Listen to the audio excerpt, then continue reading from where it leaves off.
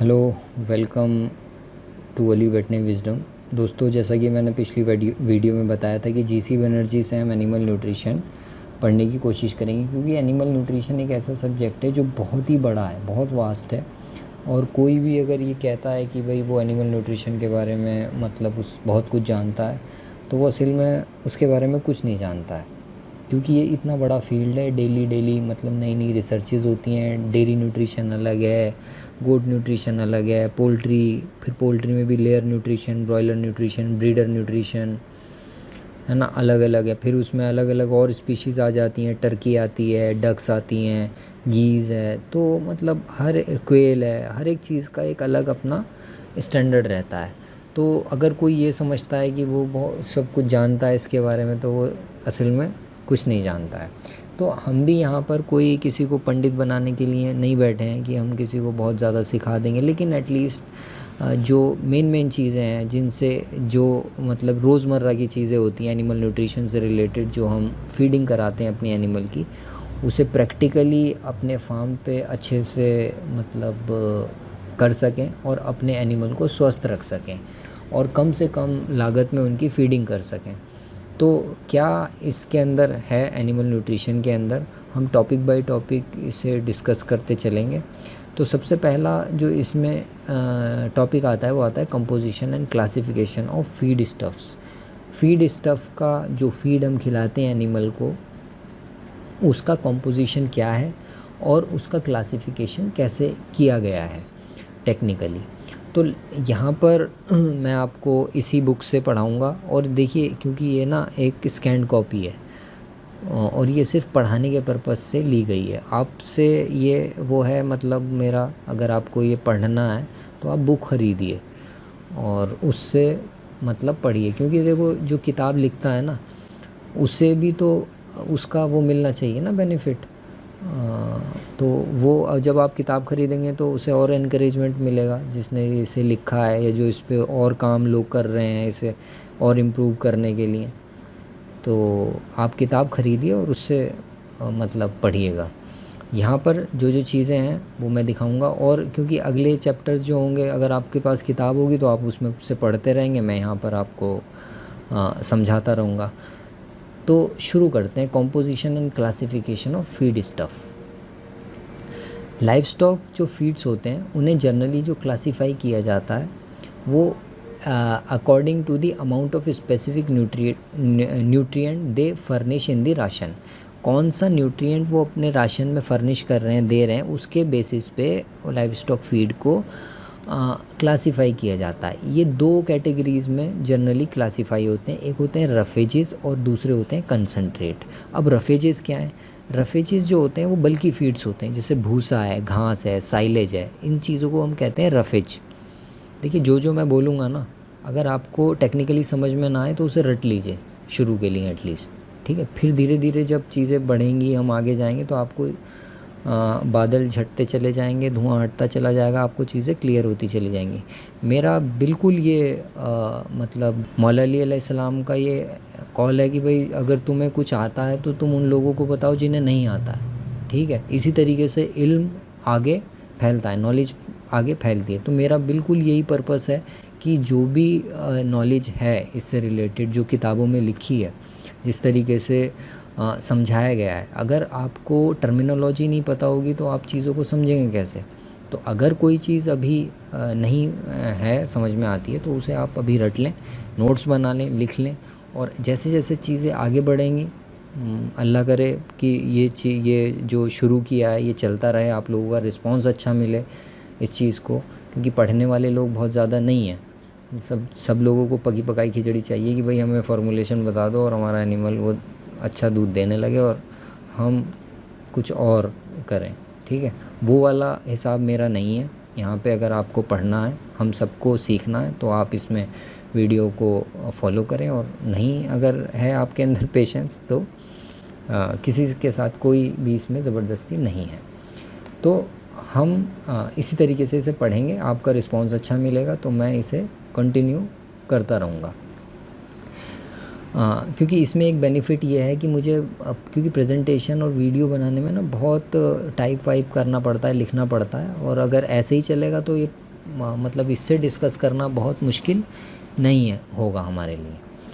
तो रफेजेस वो फीड होते हैं जो बल्की रहते हैं और जिनके अंदर डाइजेस्टिबल मटेरियल कम होता है, मतलब, और क्रूड फाइबर 18% से ज़्यादा होता है। और टीडीएन एक न्यूट्रिएंट को डिटरमाइन करने की एक पैरामीटर है जो कि एनिमल न्यूट्रिशन में यूज़ होता है। ये बहुत पुराना पैरामीटर है, अब तो एनर्जी, मेटाबोलाइजेबल एनर्जी, नेट एनर्जी, ये सब के कंसेप्ट आ गए, लेकिन पहले टीडीएन ही इस्तेमाल होता था। टीडीएन का मतलब है टोटल डाइजेस्टिबल न्यूट्रिएंट।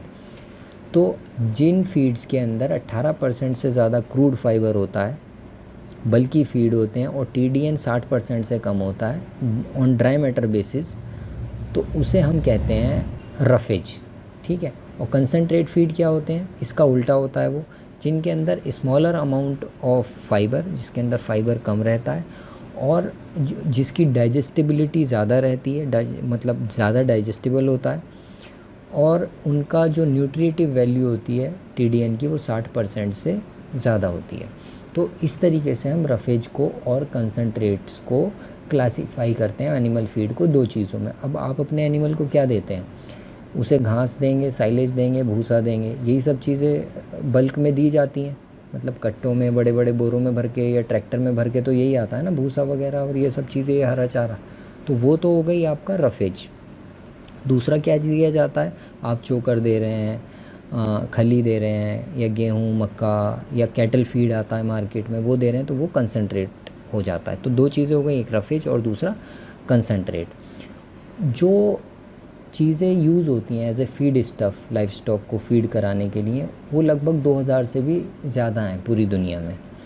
तो इस वजह से इस सेक्शन में मतलब इस चीज़ को अटेम्प्ट किया गया है कि भाई क्लासिफिकेशन उनका कर दिया जाए ताकि ब्रॉड कैटेगरीज डिफाइंड हो जाएं, और उसके अंदर फिर जो जो फीड स्टफ़ मिलते जाएं उनके अंदर रखते जाएं, तभी हम उसे आगे यूज़ कर पाते हैं, मतलब उसी हिसाब से उसके रेट सेट होते हैं। तो रफेजेस से शुरुआत करते हैं। तो रफेजेस भी फिर दो ग्रुप में डिवाइड हो जाते हैं, एक सकुलेंट होते हैं और एक ड्राई होते हैं। ये डिवाइड करते हैं अपने मॉइस्चर कंटेंट के बेसिस पे। जैसे सकुलेंट फीड क्या होते हैं कि जिनके अंदर मॉइस्चर परसेंट 60 से 90% तक होता है, उन्हें सकुलेंट फीड कहा जाता है। और ड्राई रफेजेस कौन से होते हैं, वो होते हैं जिनके अंदर 10 से 15% मॉइस्चर होता है। अब मैं अगर आपसे पूछूं कि इसका एग्जांपल क्या हो सकता है सकुलेंट फीड का, मॉइस्चर किस में ज़्यादा होता है। अगर आप मक्का का हरा चारा लाते हैं, बाजरा का हरा चारा लाते हैं, साइलेज लेते हैं, तो साइलेज या हरा चारा में मॉइस्चर ज़्यादा होगा या भूसे में ज़्यादा होगा, साइलेज में ज़्यादा होगा। तो साइलेज या हरा चारा जो है वो सकुलेंट कहलाएगा, क्योंकि उसमें मॉइस्चर ज़्यादा है। 60% से 90% तक जिसमें मॉइस्चर होता है उसे हम कहते हैं सकुलेंट फीड, जिसमें मॉइस्चर 10 से 15% होता है। जैसे भूसा बिल्कुल लगभग सूखा होता है, तो उसको कहते हैं हम ड्राई रफेज। तो कन्वीनियंस के लिए सेकुलेंट फीड को फिर हम डिवाइड करते हैं, क्लासीफाई करते हैं। एक तो पास्चर, मतलब पास्चर जो ग्रेजिंग लैंड है, जैसे घास फूस है, झाड़ियाँ हैं, पत्तियाँ हैं, ये एक कैटेगरी ये होती है। दूसरी होती है कल्टीवेटेड फॉडर क्रॉप्स। कल्टीवेटेड का मतलब जो हम अपने खेतों में उगाते हैं। फिर आती हैं ट्री लीव्स, ठीक है, साइलेज और रूट क्रॉप्स। रूट क्रॉप्स का मतलब जैसे चुकंदर है, आलू है, शकरकंदी है, ये सब है। तो ये हमारा मतलब फीड को दो में डिवाइड किया, रफेज, कंसनट्रेट। रफेज को फिर दो में डिवाइड किया, सकुलेंट जिनके अंदर मॉइस्चर ज़्यादा है, फिर ड्राई जिनके अंदर मॉइस्चर कम है। फिर मतलब कन्वीनियंस के लिए सकुलेंट फीड को फिर डिवाइड करते हैं पास्चर में, जो ग्रेजिंग लैंड होती हैं। फिर कल्टीवेटेड फॉडर क्रॉप, जो आप ये बाजरा, मक्का और मक्खन ग्रास ये सब उगाते हैं, या नेपियर वेपियर कुछ भी हो सकता है वो। इसके बाद आती हैं ट्री लीव्स, साइलेज और रूट क्रॉप्स। ड्राई रफेजेस को भी फिर क्लासीफाई करते हैं, एक स्ट्रॉ में भूसा होता है, दूसरी हे होती है। हे का मतलब सूखी घास। तो इस तरीके से हम रफेजेस को कई सारे भागों में डिवाइड कर देते हैं। अब सकुलेंट फीड के बारे में हम पढ़ेंगे। जैसे पास्चर के बारे में हमने इसे क्लासीफाई किया पास्चर में। पास्चर क्या है, ये बेसिकली सकुलेंट फीड है। इनके अंदर मॉइस्चर कंटेंट ज़्यादा होता है और इनके ऊपर लाइफ स्टॉक को रखना बहुत इकोनॉमिकल होता है। लेकिन इंडिया में हमारे यहाँ पास्चर्स ना के बराबर हैं। जितने भी पास्चर्स हैं या थोड़ी बहुत जो झाड़ियाँ वाड़ियाँ या इस टाइप की चीज़ें हैं, वो राजस्थान की तरफ है, जहाँ पर ये बकरियाँ चराई जाती हैं। गायों के लिए, भैंसों के लिए लगभग ना के बराबर पास्चर्स हैं, ग्रेजिंग लैंड्स नहीं हैं, तो लोग इन्हें अपने घर में ही पालते हैं और जो भी कुछ मिलता है वो वहीं पे लाके खिला देते हैं। जबकि अगर हम देखें यूरोपियन कंट्रीज़ में, या हॉलैंड है या यूएस है, तो यहाँ पर क्या है कि बहुत बड़े बड़े पास्चर्स हैं उन लोगों के पास, और उनका जो मिल्क प्रोडक्शन है वो इसी वजह से उनकी कॉस्ट बहुत कम आती है। तो हमेशा हमें डर लगा रहता है कहीं ऐसा ना हो कि हॉलैंड से, न्यूजीलैंड से मिल्क या मिल्क पाउडर वगैरह इंपोर्ट होने लगे और यहाँ पर हमारे प्राइसेस गिर जाएं, क्योंकि उनका तो बहुत सस्ता प्रोड्यूस हो रहा है, वहाँ पे पास्चर्स हैं उनके पास, और उनके एनिमल भी इस वजह से हाई यील्डिंग एनिमल वो अपने वहाँ पर सस्टेन करते हैं, क्योंकि उन्हें ये फ्री का मिल जाता है, घास तो उन्हें फ्री की मिल रही है। और पास्चर पे जो जो ज़बरदस्त जो परफॉर्मेंस आती है एनिमल की, वो कितना भी अच्छा आप उसे फॉडर वगैरह मतलब खिला दें, वो जितना चर के अपने आप को बिहेवियरली भी मतलब उसके ऊपर इम्पैक्ट पड़ता है, उसका दूध भी अलग ही टाइप से आता है और उसके अंदर बीमारियां भी कम होती हैं। तो खैर, जो चीज़ हमारे यहाँ नहीं है उसे हम डिस्कस बहुत ज़्यादा नहीं कर सकते हैं। इसी वजह से हम फिर आते हैं दूसरी चीज़ों पर कि जब हमारे पास पास्चर नहीं है तो हम कल्टीवेटेड फॉडर क्रॉप्स पर आते हैं। जब सफिशेंट ग्रेजिंग ग्राउंड नहीं है हमारे पास कैटल शीप वगैरह के लिए, तो इम्पोर्टेंस जो होती है फॉडर क्रॉप की वो काफ़ी बढ़ जाती है, क्योंकि इकोनॉमिकली जो है, जो प्रोडक्शन है मिल्क का या एनिमल का मेंटेनेंस है, वो इसी चीज़ पर डिपेंड करेगा कि हम कितने अच्छे से, कितना एफिशिएंटली अपनी फॉडर क्रॉप्स को ग्रो करते हैं। तो इसी की कन्वीनियंस के आधार पे हम दो उसमें बांटते हैं कल्टीवेटेड फॉडर क्रॉप्स को। एक लेग्यूमिनस फॉडर क्रॉप होती है और एक नॉन लेग्यूमिनस। तो इसमें आती हैं लेग्यूमिनस क्रॉप और नॉन लेग्यूमिनस क्रॉप, मतलब कल्टीवेटेड फॉडर क्रॉप में। लेग्यूमिनस फॉडर वो होते हैं जिनके अंदर नाइट्रोजन कंटेंट या ये कहें प्रोटीन ज़्यादा होता है। ये बीन्स की फॉर्म में मिलते हैं या दाल जैसे मिलते हैं, जैसे काउपी है, लोबिया होता है ना, या फिर क्लस्टर बीन है, ग्वार की फली। तो ये क्या है, ये खरीफ लेग्यूमिनस क्रॉप्स हैं, ये खरीफ सीज़न में उगती हैं। इनके अंदर 2 से 3% डीसीपी रहता है और लगभग 10% टीडीएन होता है, मतलब फ्रेश बेसिस पे जब इन्हें तोड़ा जाता है। तो मॉइस्चर कंटेंट इसमें जाहिर सी बात है 60-70% रहता है। तो इतना इनके अंदर फ्रेश बेसिस पे डीसीपी होता है। जब हम उसे ड्राई मैटर में करेंगे तो वो जाहिर सी बात है बढ़ जाएगा। आगे जब हम इसकी कैलकुलेशन वगैरह करेंगे तो वो सिखाऊंगा। हालांकि पहले वीडियोस में मैंने बताया है ड्राई मैटर वगैरह के बारे में, उनसे भी आप इसमें पता लगा सकते हैं। तो इसकी ईल्ड जो होती है, मतलब जो लेग्यूमिनस क्रॉप की ईल्ड होती है, वो लगभग 100 क्विंटल होती है पर 100 क्विंटल ऑफ फॉरेज पर एकड़। मतलब 1 एकड़ में लगभग 100 क्विंटल या 10 टन के करीब आपको मिल जाता है। इसके बाद बरसीम, ट्राइफोलियम एलेक्जेंड्रियम इसे कहते हैं, और लूसर्न, मेडिकागो सटाइवा। लूसर्न क्या है कि वो अल्फ़ा भी इसे कहा जाता है, तो ये लूसर्न कहलाती है। ये यहाँ पर तो ये सबसे मतलब कॉमन लेग्यूमिनस फॉडर है इंडिया में, एक तो लूसर्न और बरसीम। तो लेग्यूमिनस फॉडर कौन से होते हैं जिनके अंदर नाइट्रोजन या प्रोटीन कंटेंट ज़्यादा होता है, वो लेग्यूमिनस कहलाते हैं। तो एक बार इसे हम देखते हैं। तो यहाँ पर आप देख सकते हैं फीड स्टफ़, कंसनट्रेट और रफेज। रफेज में 2 तरीके से होते हैं, ड्राई और सकुलेंट। ड्राई में स्ट्रॉ आता है, हे आते हैं। हे मतलब सूखी हुई घास। लेग्यूम्स को भी सुखा लेते हैं, जैसे लूसन की हे बनाई जाती है, और नॉन लेग्यूम को भी सुखाया जाता है, जैसे दूब ग्रास है जो घोड़ों वगैरह को खिलाई जाती है, सॉरगम है, इनकी भी हे बनाई जाती है। स्ट्रॉ किस किस के होते हैं, जैसे ओट का है, राइस है, ज्वार, वीट, बारले, इनके हमें भूसा मिल जाता है। या छिलका वगैरह मिलता है, सोयाबीन का छिलका है, मटर का छिलका है, ये भी स्ट्रॉ में ही कंसीडर किए जाते हैं। हालांकि इनकी न्यूट्रिटिव वैल्यू स्ट्रॉ से थोड़ी ज़्यादा होती है। इसके बाद सक्यूलेंट रफेजेस जो होते हैं, पास्चर के बारे में मैंने बताया आपको। ग्रीन फॉडर 2 तरीके के होता है, लेग्यूम और नॉन लेग्यूम। लेग्यूम में क्लस्टर बीन, ग्वार की फली, लोबिया, मटर, बरसीम, लूसन, ये सब आते हैं और ये एनिमल को खिलाए जाते हैं, मतलब इनके वो। और दूसरे आते हैं नॉन लेग्यूम। नॉन लेग्यूम का मतलब है जैसे ज्वार है, मेज़ है, ये अनाज जो होते हैं वो बेसिकली नॉन लेग्यूम में आते हैं, जैसे मक्का है, ज्वार, बाजरा और जई या सूडान ग्रास, नेपियर, गिनी ग्रास, ये सब नॉन लेग्यूम में आते हैं। फिर कंसनट्रेट हैं, वो कंसनट्रेट जब हम पढ़ेंगे तो बताया जाएगा कि वो भी 2 तरीके में डिवाइड हो जाते हैं, एक प्रोटीन सप्लीमेंट होते हैं और एक एनर्जी सप्लीमेंट। एनर्जी सप्लीमेंट वही ग्रेन्स जो अनाज हैं, सीड्स, ये मतलब जौ, मक्का, गेहूँ, ये सब आती हैं। मिल बाय प्रोडक्ट्स होते हैं, जैसे जो जहाँ पर दाल वगैरह का प्रोसेसिंग होती है, वहाँ से कुछ उनका चूरा वूरा निकलता है, उसे हम चूनी कहते हैं। जैसे अरहर चूनी है, या गेहूं का चोकर है, धान का चोकर है, चावल का ग्राम चूनी है, मतलब दाल चूनी भी कहते हैं इसे। इसी तरीके से रूट्स होती हैं, जैसे टेपियोका ट्यूबर्स है, जैसे साबूदाना जो होता है ना, उसे हम टेपियोका कहते हैं। साबूदाना की क्या भी वेस्टेज निकलता है, या डायरेक्टली साबूदाना भी कई कंट्रीज़ में क्योंकि होता है तो इसे भी खिलाया जाता है, 2-3 रुपए किलो मिल जाता है ये। इसकी पैदावार बहुत ज़बरदस्त होती है, खासकर कोस्टल एरियाज़ में। तो वहाँ पर ये बहुत बड़े बड़े एरियाज़ में उगाया जाता है, अंडरग्राउंड होता है, मतलब जैसे अरवी होती है ना, उस टाइप का ये दिखता है। ऐसा इसे देखते हैं, टेपियोका।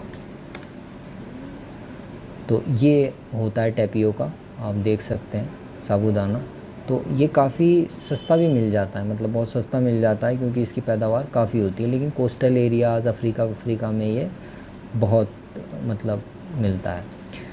तो शलजम है, पटेटोज़ हैं। आजकल क्या हो गया है, वो चुकंदर का भी साइलेज बनाया जाता है, उसकी बहुत अच्छी वो मिलती है, मतलब काफ़ी कंपनियों ने हाइब्रिड वेराइटीज़ बना ली हैं, उनका यील्ड और प्रोडक्शन बहुत ज़्यादा होता है। तो वो भी एक बढ़िया मतलब सोर्स रहती है एनर्जी की। इसके बाद प्रोटीन सप्लीमेंट आते हैं। प्रोटीन सप्लीमेंट में बेसिकली जो हम डेयरी एनिमल में यूज़ करते हैं वो तो ऑयल केक्स ही होते हैं, मतलब बिनौले की खल है, अलसी की खल है, सरसों की खल है, ये सब चीज़ें। इसके बाद DDGS आता है, ईस्ट आती है, एवियन बाय प्रोडक्ट होते हैं, मीट मील है, फ़िश मील है, ब्लड मील है, ये सब भी प्रोटीन के सोर्सेज रहते हैं। फिर इसके बाद मिनरल सप्लीमेंट आते हैं और एडिटिव्स हैं, एंटीबायोटिक, हार्मोन, फ्लेवर्स और एंटीकॉक्सीडियल, प्रोबायोटिक, प्रीबायोटिक, एसेंशियल ऑयल्स और एसिडिफायर्स, कैल्शियम के लिए कैल्साइट, DCP, LSP, ये सब फिर उसमें आ जाते हैं। तो फिर हम इसके बारे में पढ़ रहे थे कि एक तो ल्यूसन और बरसीम। तो जो बरसीम है वो तो बरसीम जो है वो एनुअल क्रॉप है। इसका ग्रोइंग सीज़न जो होता है वो रबी होता है, मतलब जो सर्दी होती है उसमें इसे उगाया जाता है और लगभग ये मई तक बरसीम चलती है, अप्रैल मई तक। और जो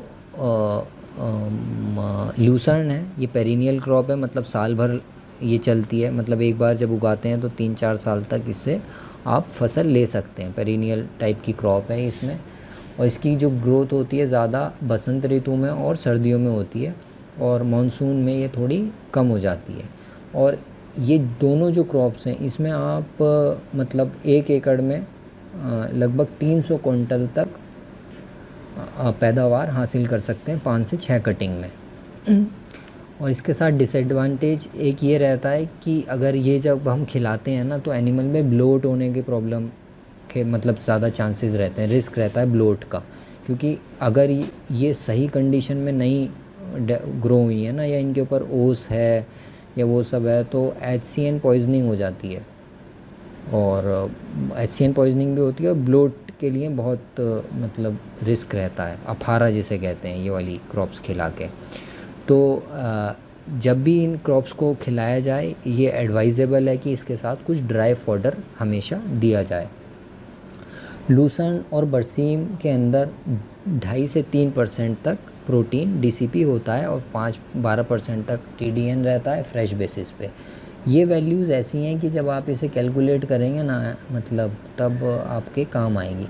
फॉस्फोरस कंटेंट इनका पुअर रहता है, कैल्शियम और फॉस्फोरस का रेशो भी इस वजह से थोड़ा सा बिगड़ा हुआ होता है। कैल्शियम ज़्यादा होता है, फॉस्फोरस कम होता है। जब हम ये वाली फॉडर क्रॉप्स खिलाते हैं तो हमें अलग से फॉस्फोरस का सप्लीमेंटेशन करना चाहिए in the form of DCP, या सबसे बढ़िया है TCP, ट्राई कैल्शियम फॉस्फेट की फॉर्म में। तो एडवाइजेबल ये रहता है कि आप सप्लीमेंट करें राशन को that contain large amount of leguminous fodder with limited quantity of wheat और राइस ब्रान। अगर आपके पास खूब सारी बरसीम है, खूब सारी आपके पास लूसर्न है और फ्रेश आप खिला रहे हैं, तो उसमें हमेशा आप कुछ dry fodder, wheat bran, rice bran या फिर गेहूं का भूसा, मटर का सूखा छिलका या कोई भी ऐसी चीज़ आप मिला के उसे साथ में दें हमेशा। Among long non leguminous crop, जैसे नॉन लेग्यूमिनस क्रॉप कौन सी होती हैं, जैसे बताया था अनाज वाली जो फसलें होती हैं जिसमें प्रोटीन कंटेंट कम होता है, जैसे ज्वार है, सोरगम जिसे कहते हैं, मक्का है, सूडान ग्रास है, ये बहुत इम्पॉर्टेंट खरीफ फॉडर हैं, मतलब जो बरसात में उगाए जाते हैं। इनकी जो ईल्ड रहती है वो इससे ज़्यादा होती है, मतलब जो लेग्यूमिनस क्रॉप्स होती हैं इनकी लगभग 200 कुंटल तक रहती है, 1 एकड़ में 20 टन तक मिल जाता है। और जो एडवांस वैरायटीज़ हैं ना, जो बड़ी बड़ी कंपनियां हैं जैसे फोराजन वगैरह है या एडवांटा है, इनके जो अगर आप बीज लेते हैं वो महंगे तो मिलते हैं, लेकिन उनकी जो ईल्ड है इसमें तो ये 200 मतलब 20 टन तक जाती है, वो मतलब 35 टन तक भी आपको दे सकते हैं, मतलब 30 से 35 टन तक जाता है अगर आप हाइब्रिड वैरायटी का लें पर एकड़। ज़्यादातर जो फॉडर्स होते हैं इस ग्रुप में जो नॉन लेग्यूम खरीफ में होते हैं आर हैविंग 0.5 से 1% DCP। वहाँ पर 2.5 से 3% था, यहाँ पर देखिए जो DCP क्रूड प्रोटीन है, डाइजेस्टिबल क्रूड प्रोटीन है, वो लगभग आधा या उससे भी कम होता है, मतलब 1/3 के लगभग रहता है। और TDN का परसेंटेज लगभग थोड़ा ज़्यादा होता है उसके मुकाबले, 11 से 15% तक, एक्सेप्ट मेज़। जो मक्का का चारा होता है ये सबसे ज़्यादा न्यूट्रिशस होता है, इसमें मतलब DCP 1% और 17% तक इसमें TDN होता है। एक इम्प्रूव्ड वैरायटी है बाजरा की, IC 2091। देखिए किताब ना बहुत पहले लिखी गई है, ठीक है, 98 के बाद तो ये इसका कोई वो आया भी नहीं है, 1998 के बाद तो लगभग 24 साल पुरानी इसमें ये कुछ बातें हैं। लेकिन जो इसकी और बातें हैं मेटाबॉलिज्म से और न्यूट्रिशन से रिलेटेड, वो तो बिल्कुल एक बहुत स्ट्रॉन्ग फाउंडेशन पिलर्स हैं एनिमल न्यूट्रिशन के। लेकिन ये चीज़ें जो हैं वो वक्त के साथ अब बदल गई हैं। तो ये वाली मतलब बाजरा की क्रॉप्स इन्होंने यहाँ पे लिखी है, शायद अब मिलती हो या नहीं मिलती हो इसका तो मुझे नहीं पता है, लेकिन बाजरा की और बहुत सी वैरायटीज़, मतलब एडवांस वैरायटीज़ मार्केट में अवेलेबल हैं जिनके अंदर प्रोटीन कंटेंट जो है वो ज़्यादा है और इनका प्रोडक्शन भी बहुत होता है। बाजरा की एक वैरायटी एडवेंटा की भी आती है, मुझे उसका नाम नहीं याद, लेकिन वो भी उसका बायोमास प्रोडक्शन बहुत ज़बरदस्त है, मतलब। तो इसी तरीके से ये वाली क्रॉप्स होती हैं नॉन लेग्यूमिनस, इनका बायोमास प्रोडक्शन वैसे ही ज़्यादा होता है, लेकिन इन्होंने हाइब्रिड बना के और ज़्यादा उसमें कर लिया है। तो ये तो हो गई खरीफ की बात, मतलब मक्का मेन खरीफ क्रॉप है। उसके बाद सोरगम, ज्वार, चरी भी कहते हैं जिसे, और फिर इसके बाद आता है रबी सीज़न, मतलब जो हमारा सर्दियों वाला सीज़न होता है। इसमें सबसे बढ़िया ओट्स रहती हैं, अवीना सटाइवा। ओट्स तो बहुत ही बढ़िया चीज़ है, अगर आप ओट्स उगाते हैं या आपके पास अवेलेबल है तो ओट्स बहुत बढ़िया चीज़ है। इसके अलावा बारले, जौ होती है, ये 2 इम्पॉर्टेंट क्रॉप्स हैं। अब तो ऐसी वो आती है, मक्का भी मतलब होती है, इसके साथ साथ शुगर केन टॉप्स भी आते हैं, लेकिन वो अलग चीज़ है, मक्का भी इसमें कंसीडर की जाती है। Of these two oat is far excellent for the milch cattle. मतलब मैंने जैसे बताया ओट ना बहुत बढ़िया चीज़ है, अगर आप ओट का फॉडर उगाते हैं अपने एनिमल्स के लिए तो मिल्किंग एनिमल्स के लिए वो बहुत ज़बरदस्त आप काम करता है। हालांकि एक मक्खन ग्रास करके आती है एडवेंटा की, वो भी सर्दियों में बहुत अच्छा मतलब उसके रिज़ल्ट्स रहते हैं। 2% के करीब इसमें प्रोटीन रहता है, 17% तक TDN होता है, तो बहुत अच्छा न्यूट्रिशस इसका न्यूट्रिशन वैल्यू है। Non leguminous perennial fodder crops consist of Napier grass. Non leguminous जो पेरिनियल क्रॉप्स होती हैं, मतलब जो साल भर चलती हैं, उसमें नेपियर आती है, एक सुपर नेपियर अब आने लगी है, या हाइब्रिड नेपियर जिसे कहते हैं। ये क्रॉस रहती है नेपियर और बाजरा के बीच की। इसकी जो प्रोडक्शन होती है वो बहुत मतलब एक्सीलेंट है, और इसके अंदर से दूध वगैरह, इसका बायोमास प्रोडक्शन भी बहुत अच्छा है।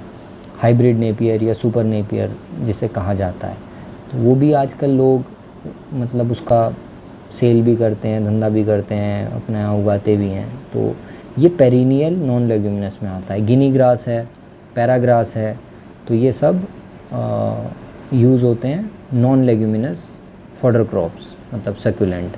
अब मुझे उम्मीद है आप पीछे के नोट्स बना रहे होंगे तो आपको ये मतलब थोड़ा जब आप इसे रिवाइज़ करेंगे तो आपको आसान हो जाएगा। All these grasses flourish vigorously during summer and rainy season. जितनी भी ग्रासेस हैं वो समर और रेनी सीज़न में अच्छे से ग्रो करती हैं, और 4 से 6 कटिंग नॉर्थ इंडिया में मिल जाती हैं, जिससे एनुअल यील्ड जिसकी मतलब 30 से 40 टन पर एकड़ हमें फॉडर मिल जाता है। 2 to 3 months animal can be maintained पर एकड़ ऑन दीज ग्रासेस। ग्रासेस के ऊपर 2 से 3 एनिमल एक साल में, मतलब 1 एकड़ के ऊपर 2 से 3 एनिमल रखे जा सकते हैं सिर्फ ग्रासेस के ऊपर। अब अगले वीडियो में हम इम्पोर्टेंट फॉरेज क्रॉप्स के बारे में पढ़ेंगे, ठीक है। अब ऐसे ही हम एक एक करके टॉपिक थोड़ा थोड़ा लेते चले जाएंगे और इसमें पढ़ते रहेंगे। Thank you for watching this video. अगले लेक्चर में फिर हम मिलेंगे।